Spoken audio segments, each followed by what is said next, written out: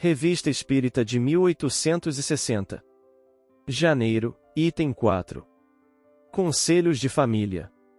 Certamente nossos leitores se lembram do artigo que publicamos no mês de setembro último, sob o título de Uma Família Espírita. As comunicações seguintes são muito semelhantes. Com efeito, são conselhos ditados numa reunião íntima, por um espírito eminentemente superior e benevolente. Distinguem-se pelo encanto e pela doçura do estilo, a profundeza dos pensamentos, e além disso, por matizes de extrema delicadeza, apropriados à idade e ao caráter das pessoas a quem eram dirigidas. O Sr. Rabache, negociante de Bordeaux, que serviu de intermediário, houve por bem autorizar a sua publicação. Só podemos felicitar os médiuns que obtêm coisas semelhantes. É uma prova de que tem simpatias felizes no mundo invisível. Castelo de Pechusque, novembro de 1859. Primeira sessão. Foi perguntado ao espírito protetor da família se ele podia dar alguns conselhos aos membros presentes, ele respondeu: sim. Tenham confiança em Deus e procurem instruir-se nas verdades imutáveis e eternas que lhes ensina o livro divino da natureza. Ele contém toda a lei de Deus, e os que sabem ler e o compreendem são os únicos a seguirem o verdadeiro caminho da sabedoria. Que nada do que vejam seja negligenciado, porquanto cada coisa traz em si um ensinamento e deve, pelo uso do raciocínio, elevar a alma para Deus e dele aproximá-la. Em tudo quanto ferir a inteligência, procurem sempre distinguir o bem do mal, o primeiro, para o praticar, o segundo, para o evitar. Antes de formular um julgamento, voltem sempre o pensamento para o eterno, que os guiará ao bem, e não os enganará jamais. Segunda sessão. Boa noite, meus filhos. Se me amais, procurai instruir-vos, reuni-vos muitas vezes com este pensamento. Ponde vossas ideias em comum, que é um excelente meio, pois em geral não comunicamos senão as coisas que julgamos boas, temos vergonha das más. Assim, são guardadas em segredo ou só são comunicadas aos que queremos tornar cúmplices. Distinguem-se os bons dos maus pensamentos, porque os primeiros podem, sem nenhum receio, ser transmitidos a todo o mundo, ao passo que os últimos não poderiam, sem perigo, ser comunicados senão a alguns. Quando vos vier um pensamento, para julgar de seu valor perguntai-vos se podeis torná-lo público sem inconveniente se não fará mal, e se vossa consciência vô-lo autorizar, não temais, vosso pensamento é bom. Dai-vos mutuamente bons conselhos, tendo em vista somente o bem daquele a quem os dais, e não o vosso. Vossa recompensa estará no prazer que experimentareis por terdes sido úteis. A união dos corações é a mais fecunda fonte de felicidades, e, se muitos homens são infelizes, é que só procuram a felicidade para si mesmos. Ela lhes escapa precisamente porque julgam encontrá-la somente no egoísmo. Digo a felicidade e não a fortuna, porquanto esta última só tem servido como sustentáculo à injustiça, e o objetivo da existência é a justiça. Se a justiça fosse praticada entre os homens, o mais afortunado seria aquele que realizasse maior soma de boas obras. Se, pois, quiserdes tornar-vos ricos, meus filhos, praticai muitas ações boas. Pouco importam os bens do mundo, não é a satisfação da carne que se deve buscar, mas a da alma. Aquela é efêmera, esta é eterna. Por hoje é bastante. Meditai estes conselhos e esforçai-vos para pô-los em prática, e aí se encontra o caminho da salvação. Terceira sessão. Sim, meus filhos, eis-me aqui. Tende confiança em Deus, que jamais abandona os que fazem o bem. Aquilo que julgais um mal, por vezes só o é em relação às vossas concepções. Muitas vezes, também, o mal real vem apenas de um desânimo ocasionado por uma dificuldade, que a calma de espírito e a reflexão teriam evitado. Assim, reflete sempre, como já vos disse, reportai tudo a Deus.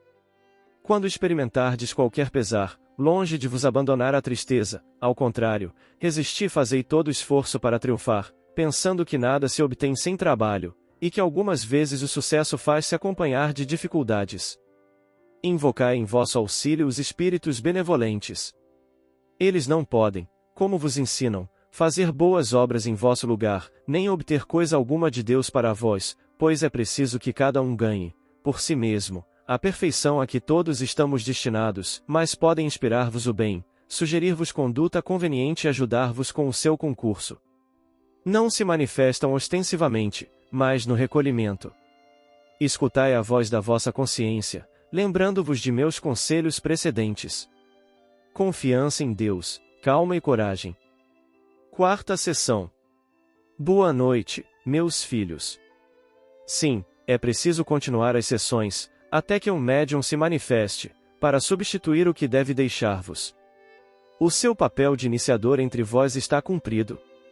Continuai o que começastes, porque também servireis um dia à propagação da verdade que, neste momento, é proclamada no mundo inteiro pelas manifestações espíritas. Persuadi-vos, meus filhos, de que, em geral, o que se entende na terra por espírito, não é espírito senão para vós. Depois que esse espírito, ou alma, separa-se da matéria grosseira que o envolve, para vós não tem mais corpo, porque vossos olhos materiais não mais o veem. Mas é sempre matéria, relativamente aos que são mais elevados que ele. Para vós, crianças, vou fazer uma comparação muito imperfeita, mas que, no entanto, poderá dar-vos uma ideia da transformação a que chamais, impropriamente, de morte. Imaginai uma lagarta, que vedes diariamente.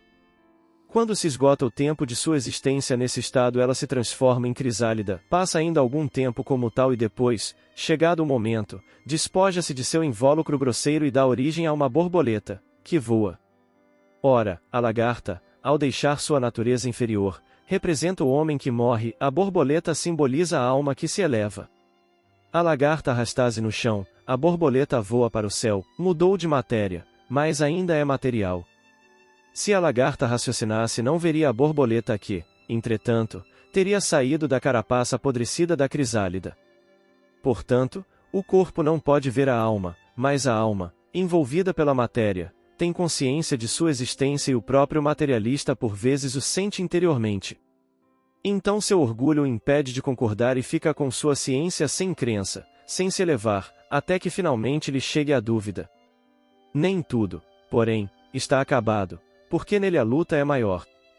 Será apenas uma questão de tempo, porque, meus amigos, lembrai-vos de que todos os filhos de Deus foram criados para a perfeição.